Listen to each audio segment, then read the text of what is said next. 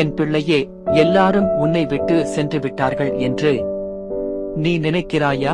அமைதியாக சிரித்துக்கொண்டு உள்ளுக்குள் உடைந்து போயிருக்கிறாய். இரவு நேரங்களில் யாருக்கும் தெரியாமல் அழுகிறாய். ஏன் என் வாழ்க்கை மட்டும் இப்படி என்று நீ கேட்ட அந்த கண்ணீரையும் நான் பார்த்தேன்.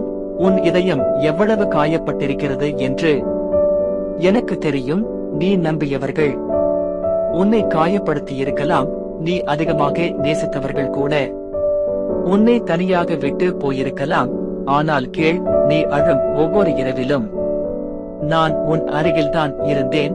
உன் கண்ணீரை நான் அமைதியாக துடைத்துக் கொண்டிருந்தேன்.